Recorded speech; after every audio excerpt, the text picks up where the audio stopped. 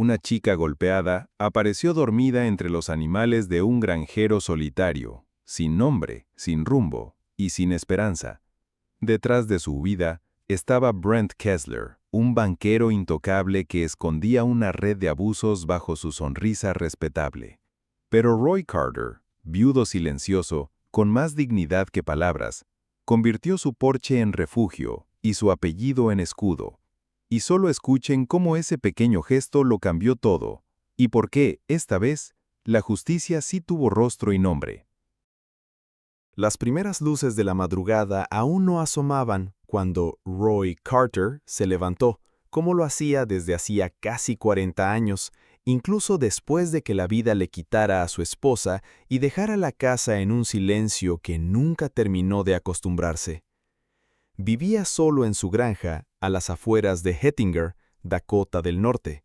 No tenía televisión ni reloj en la cocina, pero sí tenía vacas que mugían cuando el frío arrecía, y un reloj biológico que le decía cuándo debía salir a ver si alguna de las alpacas se había enredado entre los fardos de heno.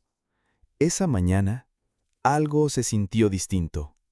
No fue el frío, aunque helaba los huesos incluso con chaqueta gruesa, ni el viento que sacudía los alambres del portón. Fue un sonido nuevo, apenas un susurro, algo entre un sollozo y un jadeo, muy bajo, como si alguien intentara no ser oído. Roy detuvo el paso y agudizó el oído. No era animal. Empujó lentamente la puerta del granero.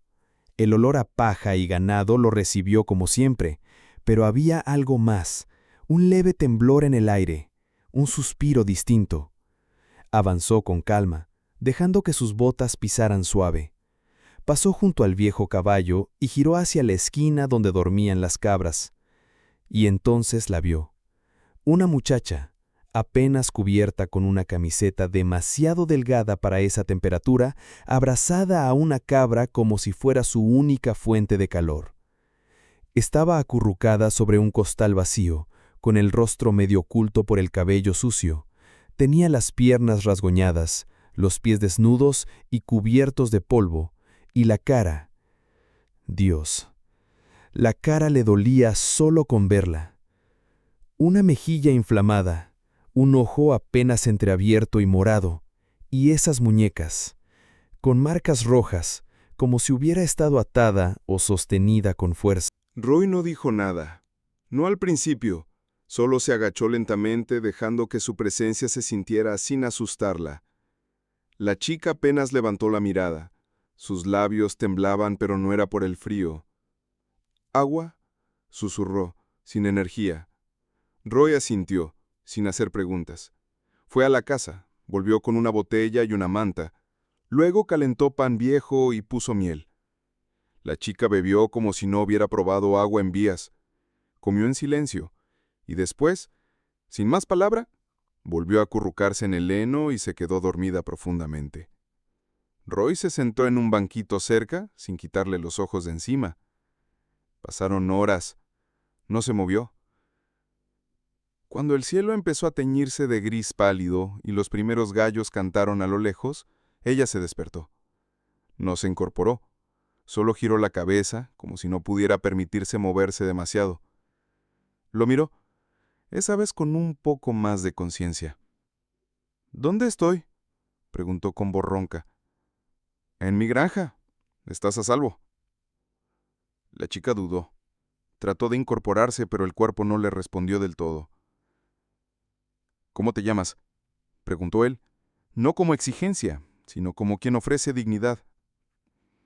Ella bajó la vista. Se tomó unos segundos, y luego, con un hilo de voz, respondió: Me llamo Emily, y no tengo a dónde ir. Roy no preguntó más. Solo se levantó, tomó una segunda manta de su cobertizo y la arropó con la misma delicadeza con la que se tapa a un hijo. No era el momento de hablar. Era el momento de proteger, aunque no supiera aún de quién ni de qué. Pero su instinto ya sabía la verdad. Algo terrible había sucedido, y nadie venía a buscarla. La orden judicial llegó al amanecer del día siguiente. El sheriff Macaulay apareció en la puerta de la granja con expresión tensa, como quien sabe que lo que está por hacer cambiará el peso de su uniforme. Roy lo esperaba en el porche, con una carpeta sellada bajo el brazo, y el silencio de alguien que ya lo ha perdido todo una vez, pero aún conserva la dignidad. «Lo tengo», dijo el sheriff, mostrando el documento con su sello. «Vamos por él». Horas después, el equipo forense y 2 agentes estatales cruzaban las puertas de la mansión de Brent Kessler. Lo que hallaron allí fue mucho más de lo que esperaban. No solo se trataba de Emily. Había registros escritos con fechas y cifras, fotografías archivadas en carpetas ocultas, cámaras escondidas, dinero en sobres marcados con nombres y, sobre todo, nombres. Demasiados nombres. Cada uno representaba una historia que nunca había sido contada.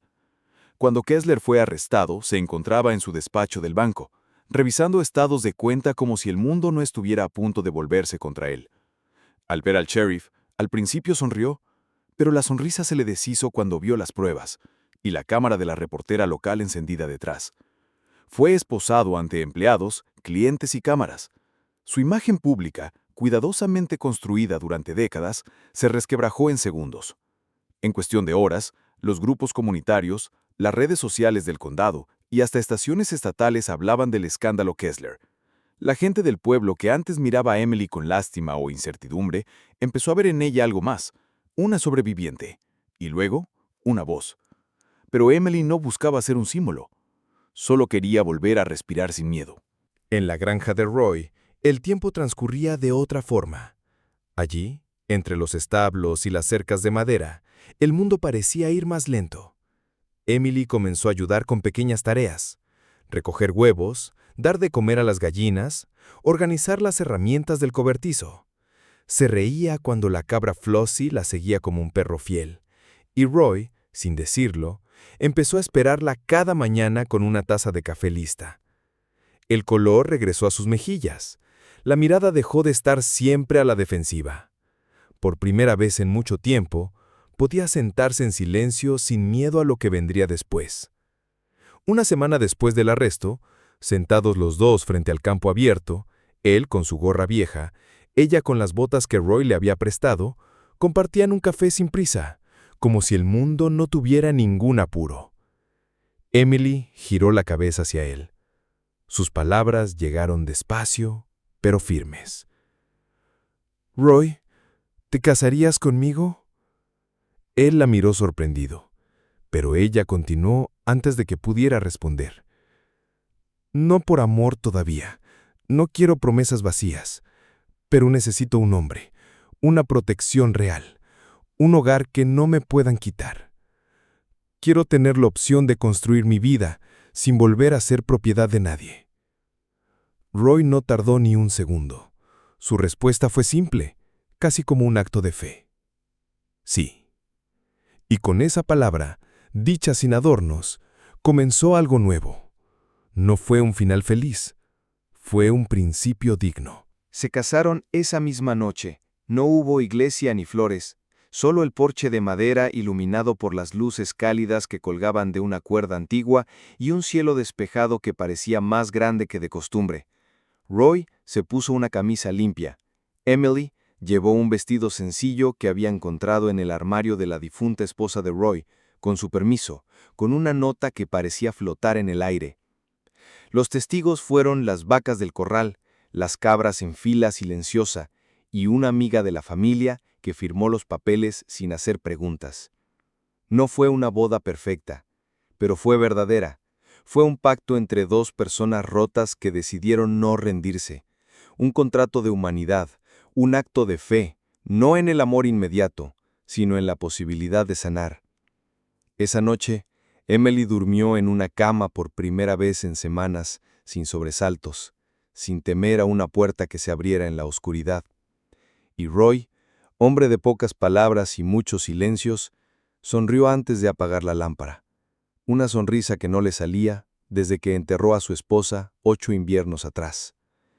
El apellido Carter no solo le dio un refugio a Emily, también le dio una voz. Legalmente, al convertirse en esposa, su testimonio obtuvo peso completo ante las autoridades. Ya no podía ser desplazada ni silenciada.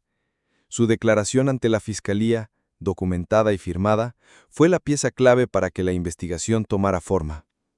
Lo que antes era una sospecha aislada, ahora era una red desmantelada. Los titulares cambiaron. La historia ya no era solo sobre el banquero caído, era sobre la joven que había tenido el valor de hablar, y sobre el hombre que decidió no mirar a otro lado. Pasaron los meses, la nieve vino y se fue, y con la primavera algo más floreció. Desde la misma granja donde una vez llegó temblando entre animales, Emily fundó una pequeña organización comunitaria. No usó grandes palabras ni buscó premios, solo instaló un cartel de madera junto al camino de tierra que decía «Refugio Carter, un lugar para empezar de nuevo». Ahí, en los viejos establos, la habilitó habitaciones con camas limpias, café caliente y mantas dobladas con cuidado. Chicas jóvenes, algunas apenas mayores de edad, empezaron a llegar, algunas con historias parecidas, otras con heridas distintas, todas buscando lo mismo, un lugar donde no tuvieran que explicar su miedo. Y cada mañana, después de dar de comer a las gallinas y revisar las cercas, Emily pasaba junto al establo donde una vez despertó entre heno y cabras. Se detenía, respiraba hondo y en voz baja le decía al viento: «Gracias por dejarme dormir aquí aquella noche». Y desde la ventana de la cocina Roy la miraba. A veces respondía con un leve gesto, otras veces solo asentía, como quien entiende que no hay palabras suficientes para todo lo que la vida puede romper y luego volver a armar, porque hay historias que comienzan en el dolor y terminan en un hogar.